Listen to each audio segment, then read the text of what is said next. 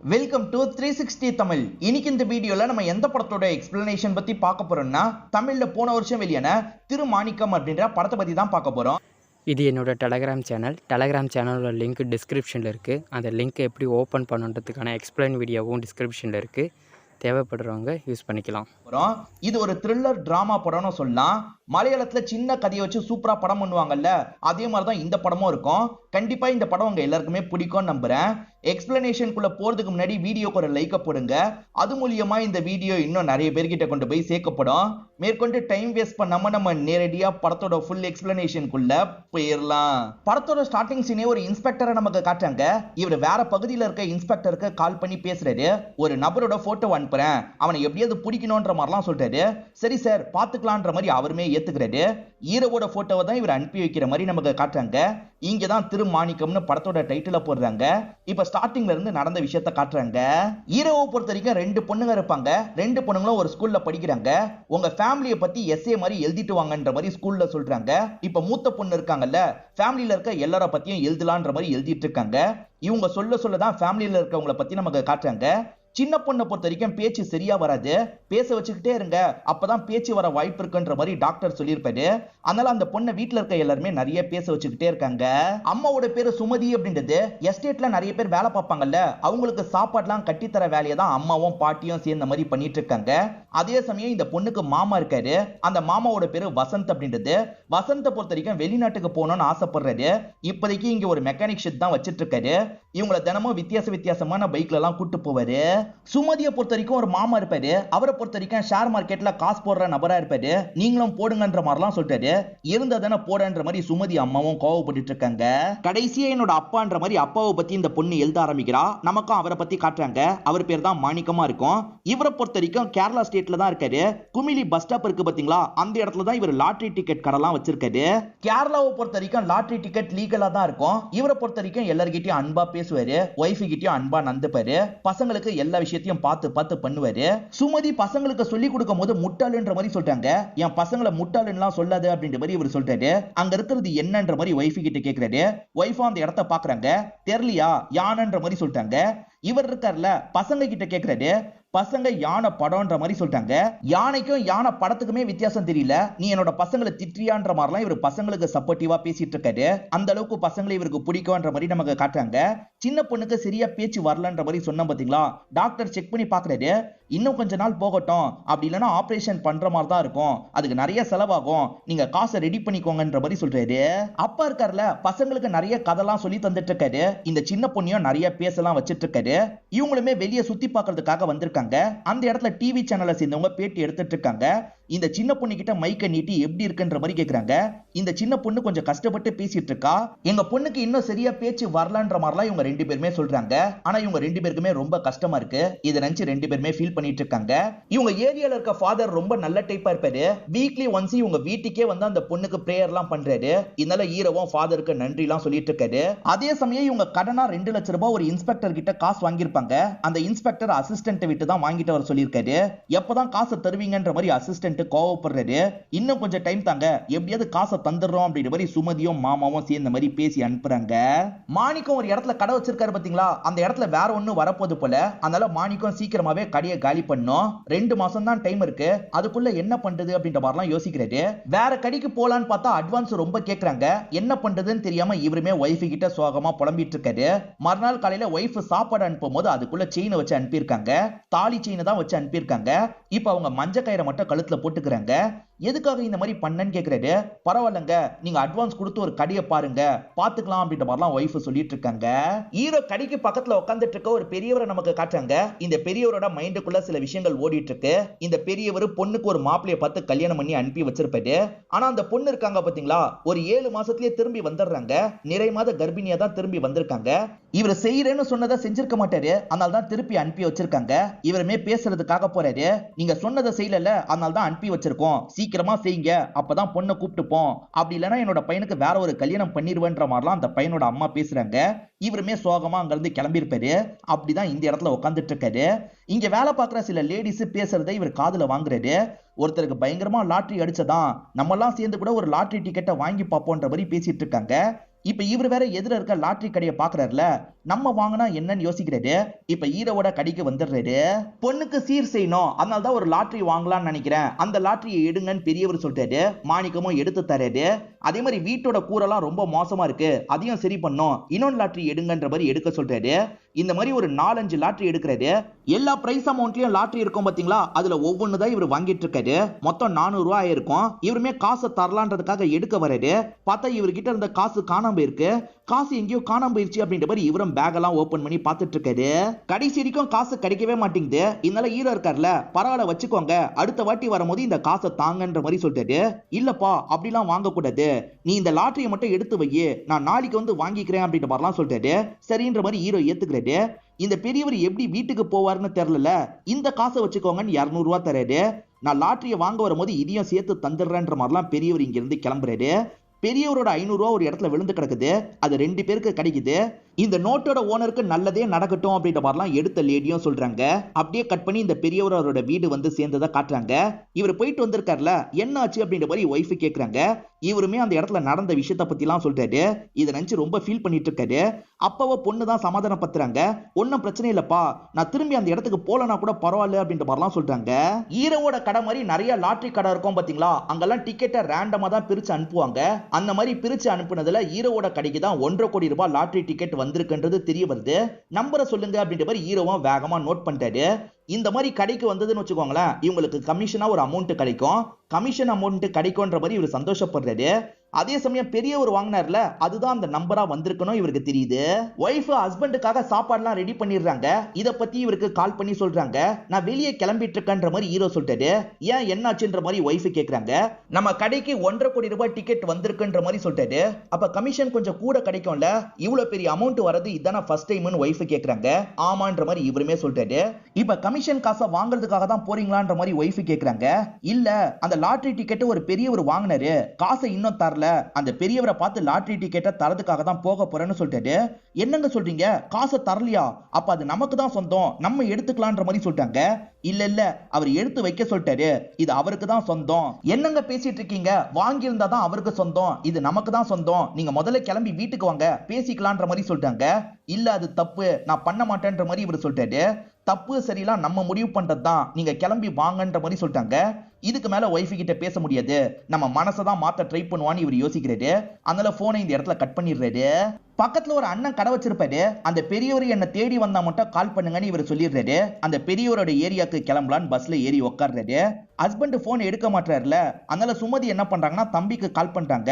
இந்த மாதிரிலாம் நடந்திருக்குடா, அவர் எப்படியாவது தடுன்ற மாதிரிலாம் சொல்றாங்க.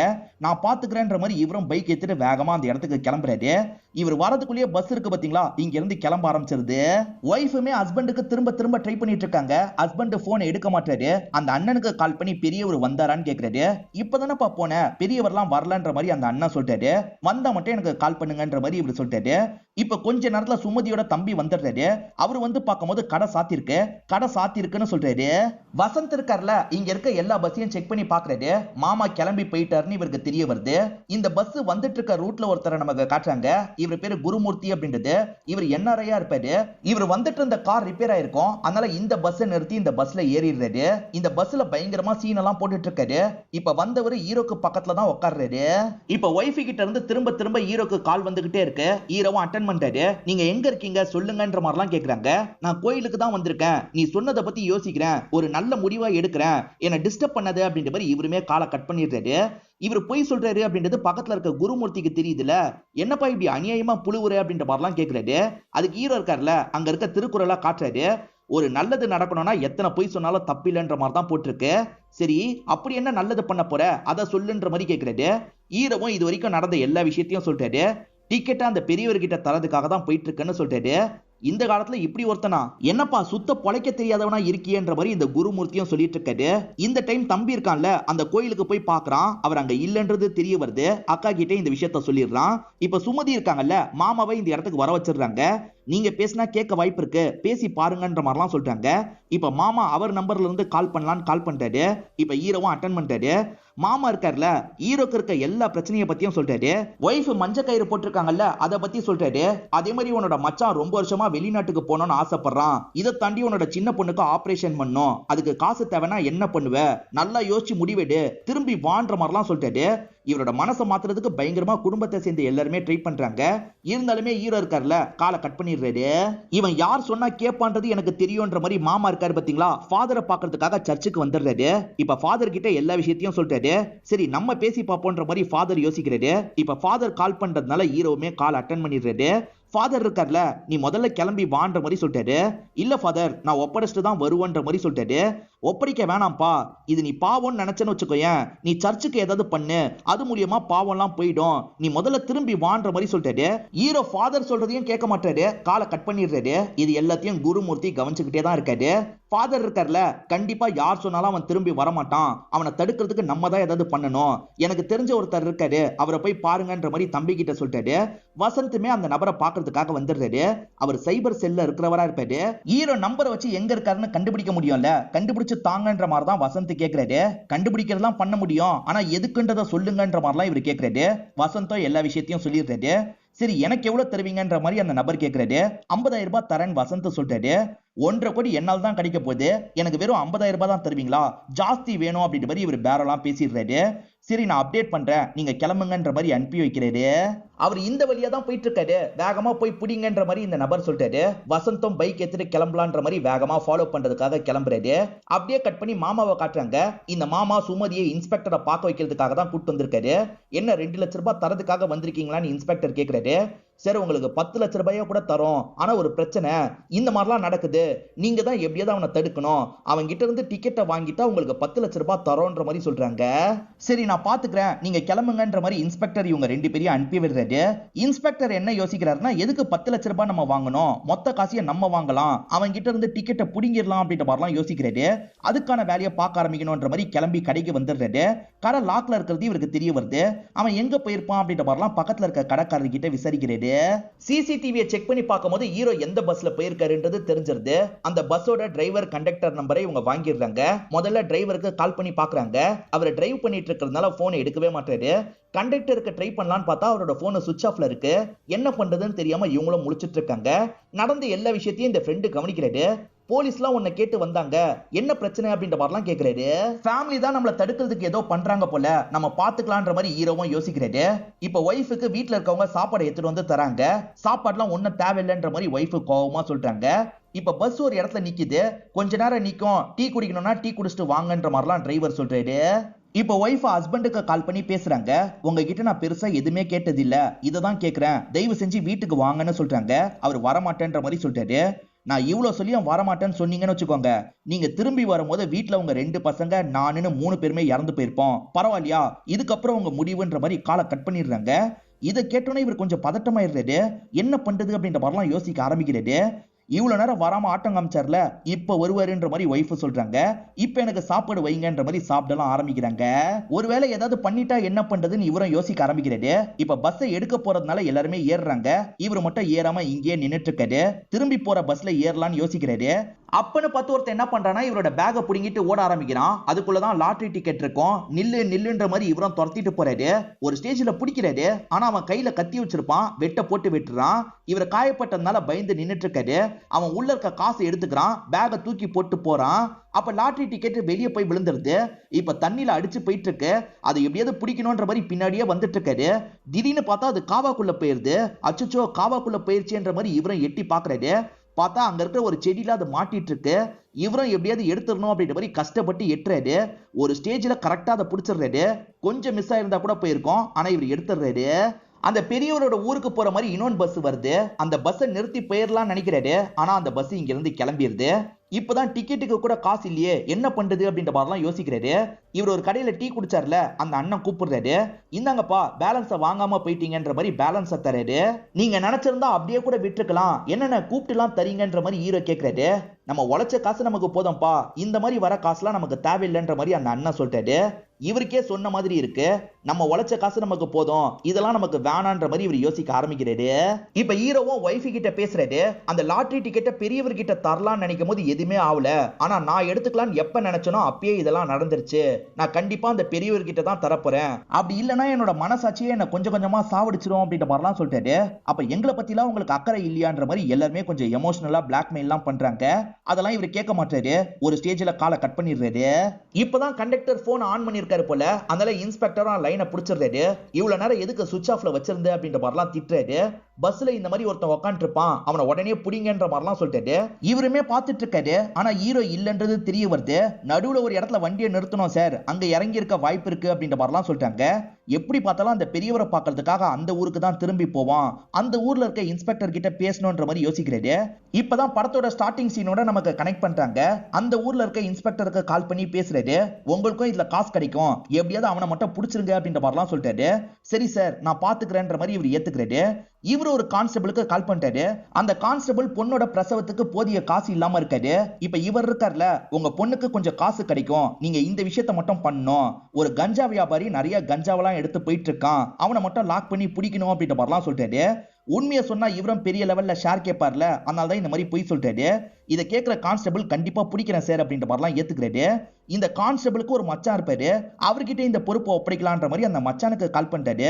இந்த மாதிரி ஒரு வேலை, இதை மட்டும் நீ பண்ணிட்டேன்னு வச்சுக்கோயேன், கண்டிப்பா இது மூலியமா உனக்கு ப்ரமோஷன் கிடைக்கும், அவனோட போட்டோவை அனுப்பியிருக்காரு, நான் உனக்கு அனுப்புறேன் பாருன்ற மாதிரி சொல்லிட்டாரு.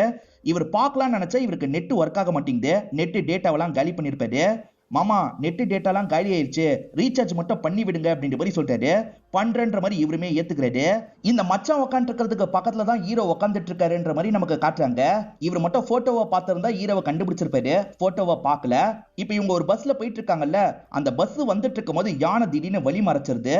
பின்னாடி போலான்னு பார்த்தா பின்னாடியும் யானை இருக்கு. என்ன பண்றதுன்னு தெரியாம எல்லாருமே பயப்படுறாங்க. யாரும் சத்தம் மட்டும் போடாதீங்கன்ற மாதிரி டிரைவர் சொல்றாரு. டிரைவருக்கு பக்கத்துல வாழைப்பழம்லாம் இருக்கும். அந்த யானை பொறுமையா வருது, அந்த வாழைப்பழத்தை எடுக்குது. பெருசா எந்த கெலாட்டாவும் பண்ணாம இங்க இருந்து கிளம்பிடுது. ஜஸ்ட் மிஸ்ல தப்புச்சோன்ற மாதிரி எல்லாருமே யோசிக்கிறாங்க. இப்ப ஈவினிங் டைமே வந்துருது போல, பசங்க எல்லாம் ஸ்கூல்ல முடிச்சுட்டு வீட்டுக்கு வந்துடுறாங்க. பசங்களை வச்சுதான் எப்படியாவது அவரை மிரட்டணும்ன்ற மாதிரிலாம் இவங்க யோசிச்சுட்டு இருக்காங்க. இப்ப பஸ் பாட்டுக்கு வந்துட்டு இருக்கு. திடீர்னு பார்த்தா பஸ்ஸோட டயர் பஞ்சர் ஆயிருது போல. இன்னைக்கு யார் மூஞ்சில முழிச்சுனே தெரியல, இவ்வளவு நடக்குது அப்படின்ற மாதிரி டிரைவர் சொல்லிட்டு இருக்காரு. கண்டக்டர் என்ன சொல்றாருன்னா, டிக்கெட்ல எழுதி தரேன், வேற பஸ்ல ஏறி போய்க்கோங்கன்ற மாதிரி எல்லார்கிட்டயும் சொல்லிட்டாரு. எல்லாருமே சரின்ற மாதிரிலாம் ஏத்துக்கிறாங்க. இப்ப அந்த மாமா இருக்கார்ல, ரீசார்ஜ் பண்ணிட்டேன், போனை பாருன்ற மாதிரி சொல்லிட்டாரு.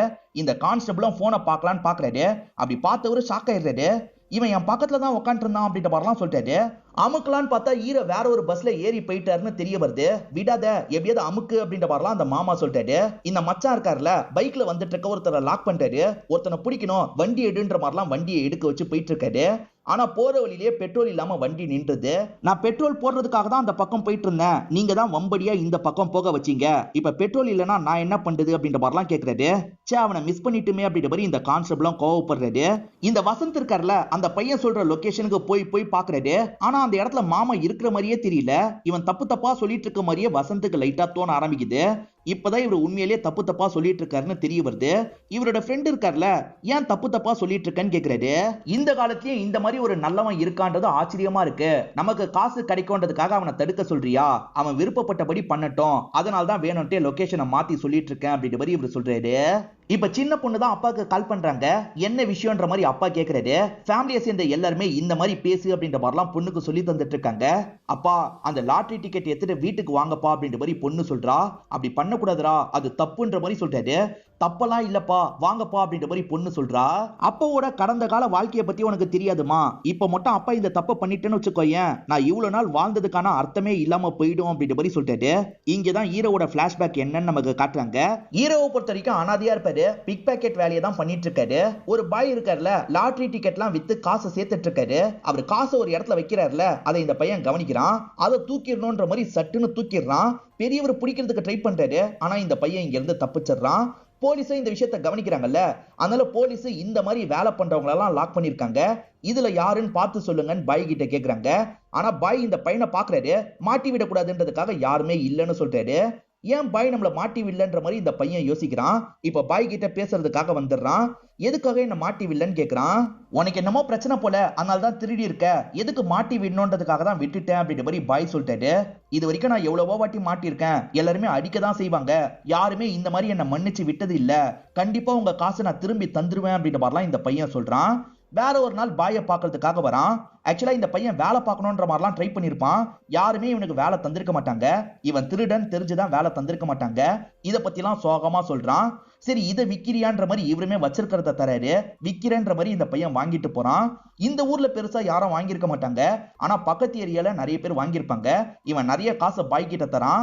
நாளையில இருந்து அதிக டிக்கெட் எனக்கு தாங்கன்னு கேக்குறான். பாயும் சரின்ற மாதிரிலாம் ஏத்துக்கிறாரு. பாய்க்கு குடும்பம்லாம் இல்ல போல, இவனையே பையன் மாதிரி பாத்துக்க ஆரம்பிக்கிறாரு.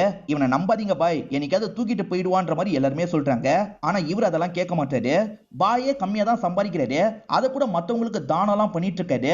ஏன் பாய் கம்மியா சம்பாதிக்கும் போதே தானம்லாம் பண்றீங்கன்ற மாதிரி இந்த பையன் கேட்கிறான். நீ சாப்பாடு தரும் போது அவங்க கண்ணுல ஒரு சந்தோஷம் தெரியுது பத்தியா, அந்த சந்தோஷத்துக்கு எவ்வளவு நாளா தரலான்ற மாதிரிலாம் இந்த பாய் சொல்றாரு. இந்த பாய் கொஞ்சம் கொஞ்சமா இவனை வேற மாதிரி மாத்துறாரு. இப்ப கடைலாம் ஆரம்பிச்சிடுறாங்க. ரெண்டு பேருமே சேர்ந்த மாதிரி தான் கடையெல்லாம் ரன் பண்ணிட்டு இருக்காங்க. எல்லாம் நல்லபடியா போயிட்டு இருக்கும் போது திடீர்னு ஒரு நாள் போலீஸுங்க வராங்க.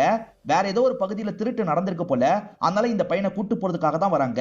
நான்லாம் பண்ணல, நான் மாறிட்டேன்னு சொல்றான். ஆனா போலீஸுங்க கேட்காம ஜீப்ல ஏத்தி கூட்டு போறாங்க. பாயா அவன் பண்ணிருக்க மாட்டான்ற மாதிரி பின்னாடியே வந்துட்டு இருக்காரு. அப்படி வந்துட்டு இருக்க பாய் ஒரு இடத்துல ஸ்லிப் ஆகி கீழே விழுந்துடுறாரு. இவரோட தலை வேற ஒரு கல்லுல இடிச்சிருது. தலையில இருந்து ரத்தமா ஊத்திட்டு இருக்கு. இந்த பையனுமே இறங்கி வந்துடுறான். பாய் சத்தியமா நான் பண்ணல பாய், நீங்க என்ன நம்புங்க அப்படின்ற மாதிரிலாம் கேட்டுட்டு இருக்கான். நீ பண்ணிருக்க மாட்டேன்னு எனக்கு தெரியும், இதுக்கப்புறமும் நீ இந்த மாதிரி தப்ப பண்ணவே கூடாது, ஏற்கனவே நீ தப்பு பண்ணனால தான் உன்னை ஜட்ஜ் பண்றாங்க, இதுக்கப்புறம் எந்த காலத்திலயும் நீ தப்பு பண்ண கூடாதுன்னு சொல்லியிருப்பாரு. நான் பண்ணவே மாட்டேன் பாய் அப்படின்ற மாதிரிலாம் இவர் சொல்லியிருப்பாரு. இப்ப பிரசன்ட்ல பொண்ணுகிட்ட இந்த கதையெல்லாம் சொல்றாரு. இப்ப சொல்லுமா, அப்பா அவர்கிட்ட தரவா இல்ல வீட்டுக்கு எடுத்துட்டு வரவான்னு கேக்குறாரு. நீங்க அவர்கிட்ட தான் பார்த்தாரணும், அவர்கிட்டயே தாங்கன்ற மாதிரி பொண்ணு அழுதுகிட்டே சொல்றா. இதை பாக்குற எல்லாருக்குமே ரொம்ப ஃபீலிங்கா இருக்கு. இவ்வளவு நேரம் எல்லாருமே பிரஷர் போட்டுட்டு இருந்தாங்கல்ல, இதுக்கப்புறம் பிரஷர்லாம் போட வேணாம், அவர் விருப்பப்பட்ட மாதிரியே பண்ணட்டும் அப்படின்ற மாதிரி விட்டுறாங்க. இவர் பஸ்ல வந்துட்டு இருக்காரு. எக்ஸாக்டா அந்த பெரியவரோட வீடெல்லாம் இவருக்கு தெரியாது. இப்போ ஒரு இடத்துல வந்துட்டு இருக்கும் போது அந்த பெரியவரோட வீட்டையே இவர் பாத்துறாரு. வண்டியை இங்கேயே நிறுத்துங்கன்ற மாதிரிலாம் கேட்கிறாரு.